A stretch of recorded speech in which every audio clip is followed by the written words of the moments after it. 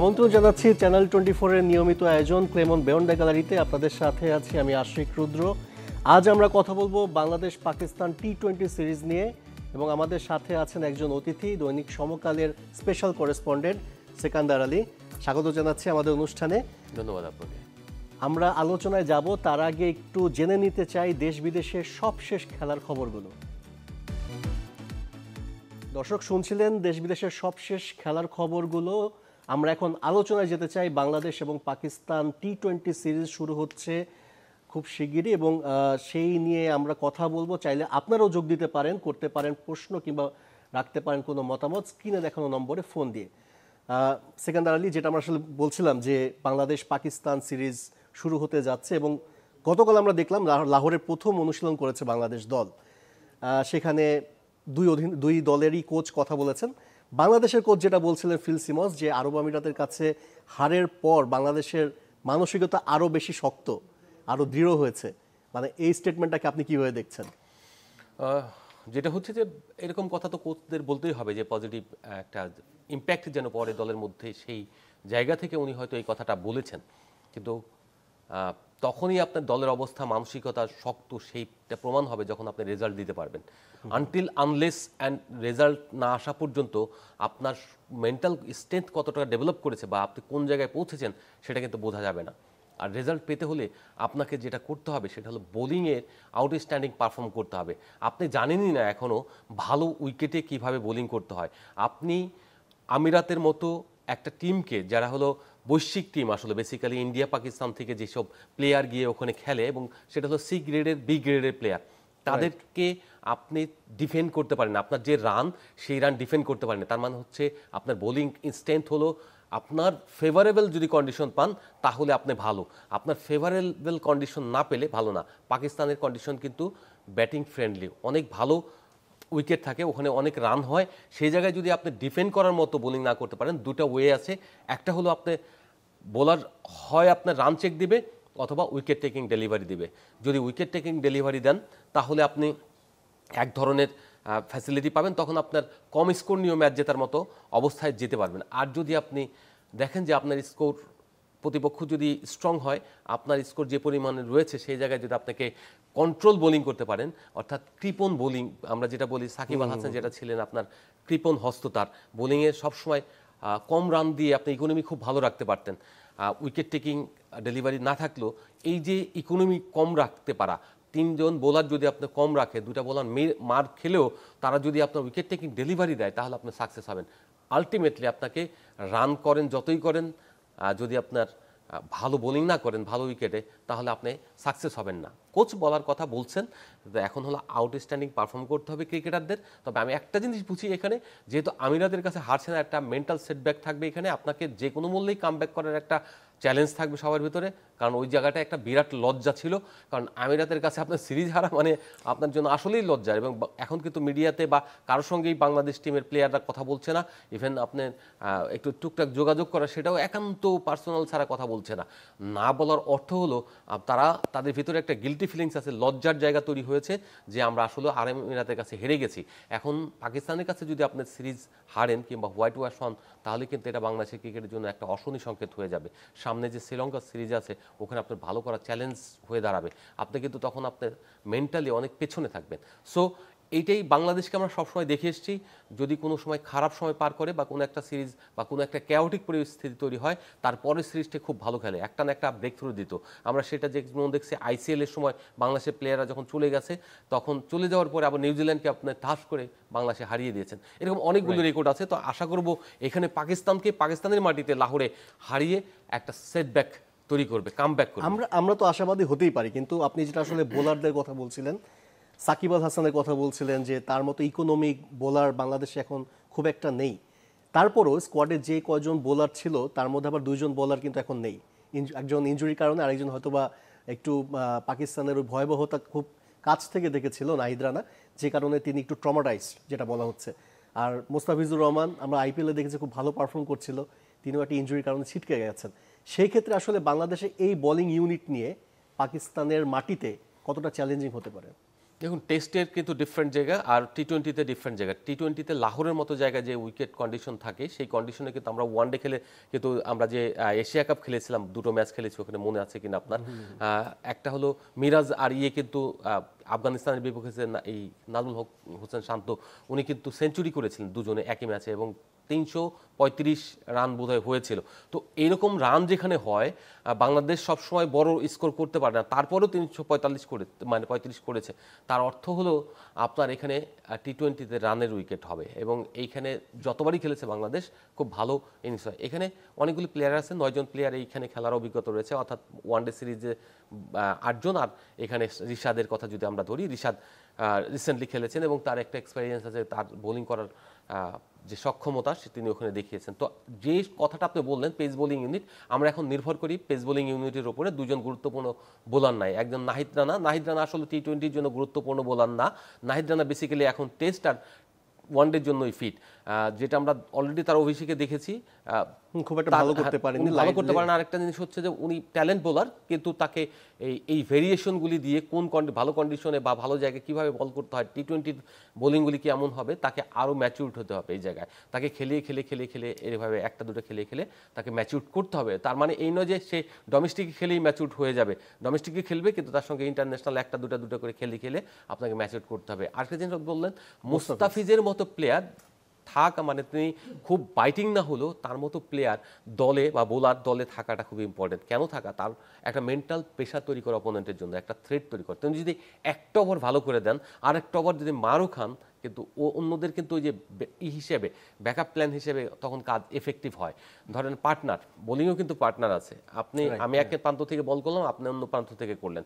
আমি যদি মার খাই, পরের ওভারটা কিন্তু আপনার কামব্যাক করা টাফ হয়ে যায়। আর আমি যদি চেক দিয়ে যেতে পারি, তাহলে কিন্তু আপনার জন্য ওখানে উইকেট টেকিং ডেলিভারি দেওয়া সহজ হয়। কারণ তখন ব্যাটাররা মানে স্ক্যার্ড থাকে, মানে কি করবে কি না করবে এইসব জায়গায়, হয় মারতে যাবে, চার্জ করতে যাবে, অথবা আপনাকে ডিফেন্ড করতে যাবে, বা যে কোনো একটা কিছু করতে যাবে, যদি খুব ট্যালেন্টেড ব্যাটার না হয়। তো সেই ক্ষেত্রে এই জায়গায় যেটা মনে হচ্ছে যে মুস্তাফিজের না থাকাটা আমাদের জন্য একটা বড় চ্যালেঞ্জিং হয়ে গেছে, একটা বড় ক্ষতির সম্মুখীন হয়ে গেছি। এখন যে বোলার রয়েছেন 3 জন এখান থেকে তো হয়তো খেলবেন, এখানে 3 জন খেললে আপনার অলরাউন্ডার নাই। মিরাজকে যদি খেলান, মিরাজ কিন্তু ওই সাকিব মানের বোলার না যে অলরাউন্ডার, এরকম একটা বাইটিং এই বাহাতি স্পিনার আমাদের দরকার। এখন তানভীর যে রয়েছেন, তানভীর কিন্তু জোরের উপরে বল করেন, জোরের উপরে বল করে পাকিস্তানে ওইসব কন্ডিশনে পাকিস্তানের প্লেয়ার ঠাস করে উড়িয়ে একদম বাইরে পাঠিয়ে দেবে। আপনার এটা কিন্তু ওইরকম না। আপনার কন্ডিশনে জোরের উপরে বল করে করা, ডেলিভারি দেওয়ার মতো আপনাদের হাতের যে কাজ সেইটা থাকতে হবে। যদি আপনি না করাতে পারেন, টার্ন টুন না করাতে পারেন, তাহলে আপনার জন্য কিন্তু কঠিন ওই জায়গাটা। সেক্ষেত্রে আমি মনে করি যদি মিরাজ খেলো, মিরাজের মধ্যে একটা আর্জ আছে, সেই আর্জটা কি, সে কিছু করতে চায়। এই আর্জটা কিন্তু একটা প্লেয়ারকে অনেক দূর নিয়ে যায়। এইটা আউটপুট হয়, ব্যাটিংয়ে না পারলে সে বোলিং দিয়ে পুষিয়ে দেওয়ার চেষ্টা করবে, বোলিংয়ে না পারলে সে ব্যাটিং দিয়ে পুষিয়ে দেওয়ার চেষ্টা করবে। তার মধ্যে এই আর্টসটা আছে, যেটা সাকিবের মধ্যে। মাঠে মিরাজের উপস্থিতিটাও একটা অনেক বড় একটা বিরাট ফ্যাক্টর হিসেবে কাজ করে। অবভিয়াসলি মিরাজের একটা সেন্স আছে যে কিছু একটা করব। এই যে দেখবেন সারাক্ষণ তাকে মাঠের মধ্যে ফলো করলে দেখবেন তার মাথার মধ্যে একটা চিন্তা কাজ করে, কি করতেছি, কিছু একটা করছি। সে দৌড় দিয়ে যায়, সতীর্থের কাছে যায়, তুমি এটা করো, এটা এরকম না, এটা এরকম হচ্ছে। এই যে বলা, এইরকম বলার একজন প্লেয়ারও থাকা দরকার। আমরা লাস্ট গেমে যেটা দেখেছি আমিরাতে, শান্তকে একটা ভাইটাল রোল প্লে করতে দেখেছি। যে সময় বোলার মার খাচ্ছিল, সেই সময় আপনার ক্যাপ্টেনের কাছে দৌড়ে গিয়েছেন, যে ইভেন চলে আসছে, তানজিম সাকিবও চলে আসছিলেন ওই জায়গায়, কীভাবে ডেলিভারি। এই যে ইউনিট হয়ে কাজ করা, একসঙ্গে ইনভলভ হওয়া, যার যে এক্সপিরিয়েন্স আছে এটা শেয়ার করা, সেটা দিয়ে যদি কাল নেক্সট ম্যাচে পাকিস্তানে যদি আপনি ফুল এফোর্ট না দিতে পারেন, 110 আমরা বলি মানে 100% আপনার দেওয়ার ক্ষমতা মানুষের থাকে না। তারপরে যদি পার্সেন্টেজ 100 ধরি, মানুষ 80-70 এইটা এরকম দিতে পারে, কিন্তু আপনাকে সামটাইমস অ্যাভাব দ্য গেম, মানে আপনার যত সামর্থ্য আছে তার চেয়ে বেশি খেলে ফেলে মানুষ, ওইটাই হলো আপনার তখন সাকসেস হয়। আপনি সেটা পৃথিবীর সব গেমের ক্ষেত্রেই বলেন কিংবা অ্যাথলেটিকের কথা বলেন, যেটাই বলেন, আপনি যখন ওই লেভেলে যেতে পারবেন তখনই আপনি রেজাল্ট ভালো করতে পারবেন। এইটা এখনই হলো মোমেন্ট পাকিস্তানকে বিট করার। কারণ পাকিস্তান একটা হলো প্রথমত কিছুদিন আগে যে সামরিক একটা লড়াই হয়েছে ভারত পাকিস্তানের, সেইখান থেকে একটা মেন্টাল ট্রমা রয়েছে। আবার তার সঙ্গে সঙ্গে আপনার যেটা রয়েছে, তাদের দলটা বানিয়েছে নতুনভাবে করার জন্য, বাংলাদেশের পেছনে আছে সেখান থেকে পুশ করা, যে কোনো মূল্যে আমি ডু অর ডাই, আমি হয় মরবো, হারবো, নালে আমি একদম এমনভাবে খেলবো যে জিতে। এবং পাকিস্তানে আমরা দেখলাম যে বেশ কিছু তারকা ক্রিকেটারকে কিন্তু বাদ দেওয়া হয়েছে। বাবর নেই, রিজওয়ান, শাহিন শাহ আফ্রিদি, একেবারে বলা যায় যে বেশ কিছু নতুন মুখ এই স্কোয়াডে। এটা একটা বাংলাদেশের জন্য অ্যাডভান্টেজ কিনা যে আমরা হয়তোবা পাকিস্তান আনপ্রেডিক্টেবলও দল, আমরা সেই সুযোগটা নিতে পারি। বাংলাদেশকে আমি বলবো আউটস্ট্যান্ডিং ক্রিকেট খেলতে হবে। পাকিস্তানের যে প্লেয়ারগুলি আসে তারা কিন্তু খুব খারাপ না, তারা কিন্তু তাদের ডোমেস্টিক লেভেলের কোয়ালিটি কিন্তু অনেক হাই, এবং আমাদের মতো না, কিন্তু বাংলাদেশের কোয়ালিটি খুব পোর, আমরা সেটা দেখে বুঝতে পারি। তো ওখানে কিন্তু কোয়ালিটি খুব ভালো, যে কারণে তারা কিন্তু যেই প্লেয়ারই আসুক তারা ভালো আউটপুট দেয়, এবং তাদের এই টি-20 রাস্তা থেকে খেলে আসা অভ্যাস, অর্থাৎ গলি ক্রিকেট যেটাকে বলে, এটা পাকিস্তানের মধ্যেই সবচেয়ে বেশি চর্চিত। পৃথিবীর একমাত্র দেশ যেখানে হলো গলি ক্রিকেট, স্ট্রিট ক্রিকেট আর কি, পাড়ায় পাড়ায় খেলা হয়, আর সেটা টি-20 কেন্দ্রিকই হয় বেশি। তো আমি বিশেষ করে যদি বলতে পারেন আপনি যে টি-20 তারা তাহলে অনেক বছরই ওয়ার্ল্ড চ্যাম্পিয়ন হওয়ার কথা। টি-20 খেলাটা অনেক রকমের উপরে ডিপেন্ড করে, পাওয়ার গেম, যে কারণে ওয়েস্ট ইন্ডিজ 2-3 বার চ্যাম্পিয়ন হয়, তারপরে ইন্ডিয়াও চ্যাম্পিয়ন হয়। কিন্তু আলটিমেটলি যেটা হচ্ছে যে এখানে তারা একটা অন অ্যান অ্যাভারেজ ভালো পারফরমেন্স করে। নতুন পুরন দোজ কেন বাদ দিছে, বাদ দেওয়ার কারণ হলো পরবর্তী জেনারেশন তৈরি করা, অর্থাৎ সামনে যে ওয়ার্ল্ড কাপ রয়েছে আগামী বছর ফেব্রুয়ারি মার্চে, সেটাকে তৈরি করে মানে বেজ করে তারা অলরেডি দল তৈরি করতেছে। বাংলাদেশও কিন্তু সেই বিশ্বকাপ কেন্দ্রিকই দল তৈরি করতেছে। এখন লড়াইটা হবে শায়ান শেয়ানে, অর্থাৎ দুই দলের মধ্যে এমনভাবে লড়াই হবে যে কে বেস্ট। আমি মনে করি যে এই মোমেন্টে বাংলাদেশের অনেকগুলি প্লেয়ার আছে খুব কম খেলা, আবার কতগুলি প্লেয়ার আছে 7-8 বছর ধরে খেলে ফেলছে, তার মানে হচ্ছে তাদের এখন ডেলিভার দেওয়ার রাইট টাইম। আমরা 2026 টি-20 বিশ্বকাপ নিয়ে কথা বলবো, তার আগে একজন দর্শক আমাদের সঙ্গে যুক্ত হতে যাচ্ছেন। আপনি আপনার নাম পরিচয় দিয়ে প্রশ্নটা করতে পারেন। হ্যালো। জি জি আদাব ভাই। জি বলুন। হ্যালো। হ্যাঁ, আমার প্রশ্নটা ছিল যে ফ্র্যাঞ্চাইজি ক্রিকেটে আমাদের প্লেয়াররা পিছিয়ে কেন? মানে আমরা সবসময় দেখি যে আফগানিস্তানের 10 থেকে 12 জন, তারপরে শ্রীলঙ্কার 10 থেকে 12 জন প্লেয়ার আইপিএল এর মতো বড় বড় ফ্র্যাঞ্চাইজি লিগে চান্স পাচ্ছে, সেখানে আমাদের মাত্র মুস্তাফিজ 3 ম্যাচ, তারপরে কোনো প্লেয়ারদের দিকে কোনো আগ্রহ থাকে না। কি জন্য? আমাদের কি মানসিকভাবে কোনো সমস্যা, বা আমরা ক্রিকেট থেকে কি ধীরে ধীরে পিছিয়ে পড়ছি? আপনার প্রশ্নটা বুঝতে পেরেছি দর্শক। যেটা তিনি প্রশ্ন রাখছিলেন যে হ্যাঁ, বাংলাদেশের ক্রিকেটাররা সাধারণত আমরা দেখি না যে খুব বেশি পরিমাণে ফ্র্যাঞ্চাইজি ক্রিকেট খেলতে দেশের বাইরে, যেটা আফগানিস্তানের মতো দলগুলোতেও দেখি আমরা 10 জন 12 জন করে খেলছে। এটা আসলে ক্রিকেটারদের সামর্থ্যের কারণেই নাকি অন্য কোনো কারণ আপনি দেখছেন? আচ্ছা, সামর্থ্য তৈরি করা যায়। আপনার যে ফিগার বা যে ফিজিক্যাল, সেই ফিজিক্যাল দিয়ে কিন্তু আফগানিস্তানের প্লেয়ারদের খুব বেশি তাদের শক্তি আছে, কিন্তু তাই বলে ভারতের প্লেয়াররা যে আমাদের চেয়ে 3 গুণ 4 গুণ শক্তিশালী সবাই তা না। আমাদের এখানে শক্তিশালী প্লেয়ার আছে, মানে সবকিছু শক্তি দিয়ে না, টেকনিক দিয়ে সবকিছু হয়, আমাদের প্লেয়ারদের সক্ষমতা রয়েছে। কিন্তু আমরা দেশে যে ক্রিকেটটা খেলি সেটা হলো কনজারভেটিভ ক্রিকেট, মানে 240, 200 মানে 50, 260 সর্বোচ্চ, এইভাবে ওয়ানডে গেমে চিন্তা করি। আর টি-20 গেমে আমাদের বিপিএলে কয়শো, মানে 200 প্লাস, মানে কয়টা গেম হয় আমাদের বিপিএল দেখে একটা টুর্নামেন্ট খেলি। আমাদের আঞ্চলিক বা ডিভিশন ওয়াইজ কোনো ক্রিকেট টুর্নামেন্ট নাই, যে টুর্নামেন্টগুলিতে আপনি খেলে তারা 200 প্লাস 300-র কাছাকাছি রান করে ফেলবে, যেখান থেকে দুইটা প্লেয়ার উঠে আসবে সেরকম শো করবে। তার আর একটা জিনিস হচ্ছে আমাদের যেটা একটা চান্স ছিল আমাদের লাস্ট 4-5 বছর আগে, অনেকগুলি প্লেয়ারকে কিন্তু আমাদের বিভিন্ন লিগে একটু ডাকা হয়েছে অনেক সময়, যেমন মুস্তাফিজ থেকে শুরু করে এই তাসকিন থেকে শুরু করে অনেকগুলি প্লেয়ারকে ডাকা হয়েছে বিভিন্ন লিগে। তো আমাদের এই প্লেয়ারগুলি কিন্তু আমাদের ইনজুর হয়ে যাবে। এই যে কনজারভেটিভ মেথড আমাদের বোর্ডের না দেওয়া, ইভেন তাদেরকে কনসেশনও দেওয়া হয়েছে যে তোমরা খেলতে যেও না, তোমাদেরকে আমরা পুষিয়ে দিচ্ছি, ক্ষতিপূরণ দিচ্ছি, কিন্তু এতে বাংলাদেশের ক্রিকেটের ক্ষতি করেছেন আপনি। আসলে ওই প্লেয়ারকে আপনার তার ক্ষতিপূরণ দিয়ে খুব একটা উপকার করেন নাই, আপনি বাংলাদেশের ক্রিকেটকে ক্ষতিগ্রস্ত করেছেন। একটা দুইটা প্লেয়ার আপনি ছেড়ে দেন না, এরকম দেখবেন আপনি যখন প্লেয়ার ছাড়বেন, শ্রীলঙ্কান বোর্ড কিন্তু একটা সময় শ্রীলঙ্কার প্লেয়ার বাংলাদেশে দিতে চায়নি, কারণ বিকজ অফ যখন তারা চাইছে তাদের SLPL-এ, তখন আপনি প্লেয়ার দেন নাই। এই না দেওয়ার ফলে বোর্ডগুলিও চিন্তা করছে এদেরকে আমি কেন রাখবো, আমাদের তো প্লেয়ারই দেয় না।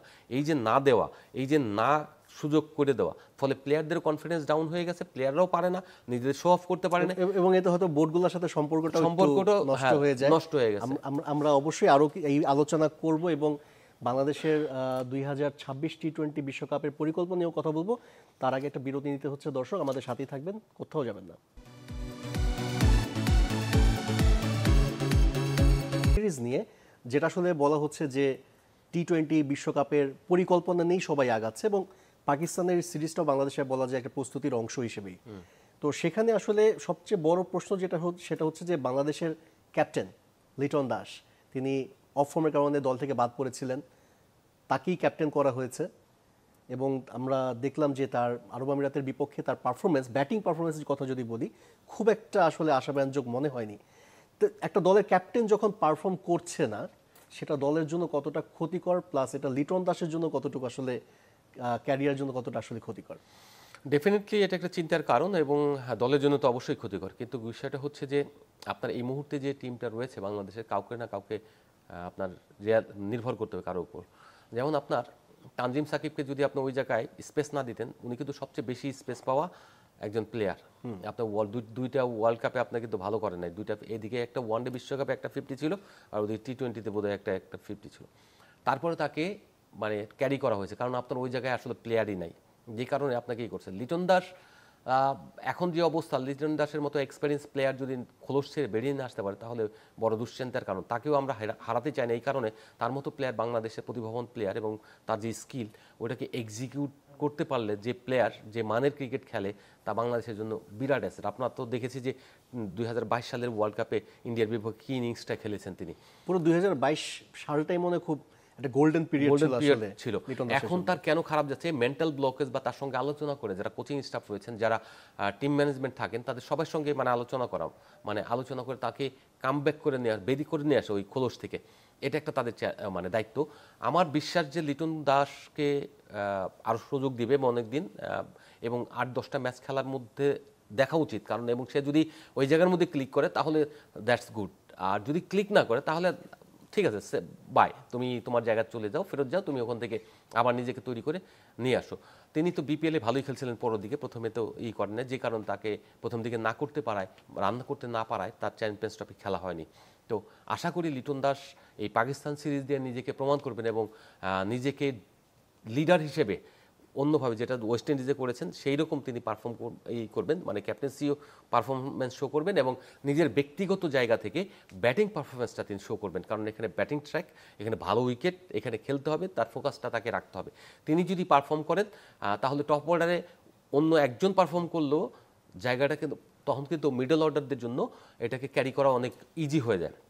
আর সবচেয়ে দুঃখজনক হলো আমাদের প্লেয়াররা ইম্প্যাক্ট ইনিংস খেলতে পারে না। ইম্প্যাক্ট ইনিংস খেলা খুবই ইম্পর্টেন্ট। আমরা যেটা এই লাহোর কালান্দাসের ব্যাটিংটা দেখলাম, আমরা দেখলাম তারা কিন্তু প্রত্যেকে আসলে ইম্প্যাক্ট, 7 বল খেলতেছে, তারা একটা 15 রান 20 রান করে দিচ্ছে। আপনার সিকান্দার রাজার কথাই চিন্তা করেন, তিনি 7th বলে 22 বোধ হয়, 7 বলে আপনার 22 রান করে দিচ্ছেন, ম্যাচ তো এখানেই জিতে যায়। আমার কথা হলো যে লিটন দরকার নাই যে একদম 70 করা, 80 করা, 100 করা। লিটন 10 বল খেলবে, লিটন 10 বলে 30 করে দিয়ে যাবে, দ্যাটস এনাফ। আরেকজন 30 করবে, এইরকম যদি করতে পারেন আপনার স্কোর হয়ে যায় টি-20তে মিনিমাম 200+। আমি আশা করব এই পাকিস্তান সিরিজ দিয়ে লিটন দাস যেমন দাঁড়াবেন, অন্য সিনিয়র ক্রিকেটার যারা রয়েছেন, নাজমুল হোসেন শান্ত যদি সুযোগ পান, তার এক্সপিরিয়েন্সটাকে তিনি শো করবেন, বিকজ অফ তিনি কিন্তু আগে ভালো করছিলেন, মাঝখানে 2022 সালের দিক থেকে কিন্তু তিনি কামব্যাক করছিলেন, তার আগে কিন্তু অতটা ভালো ছিলেন। তো সেই জায়গা থেকে ক্যাপ্টেন্সির কারণে হয়তো পেশারে পারতেছিলেন না, কিন্তু এখন তাকে পারতে হবে। আপনি সিনিয়র মিনস আপনাকে দিতেই হবে ডেলিভারি, আপনাকে নেওয়া হয়েছে ডেলিভারি, আপনি সিনিয়রের যে এক্সপিরিয়েন্স ডেলিভার দেওয়া, সেই এক্সপিরিয়েন্স ডেলিভার দেবেন। যদি না পারেন সো বিদায়। এরপরে বলতে পারবেন না যে আপনি যে আমাকে কেন বাদ দেওয়া হলো, আমাকে বলা হয় না। ফিস করা, এই ফিসি ক্যারেক্টার বা ফিস করা ক্যারেক্টারগুলি বাংলাদেশের ক্রিকেটের জন্য ক্ষতিকর। আগে আমরা যেটা দেখেছি, অনেকে ছেড়ে যেতে চান না, কিন্তু ছাড়িয়ে দিতে হবে। বাংলাদেশের সিলেক্টরদের উদ্দেশ্য বলা, সিলেক্টররা কিন্তু এই যে করা, পুতু করা, এই জায়গা থেকে বেরিয়ে আসতে হবে। এই জায়গা থেকে যদি না বের হন, আপনি কিন্তু এখন বাংলাদেশ টিম কিন্তু এক ঝুঁকির মুখে আছে।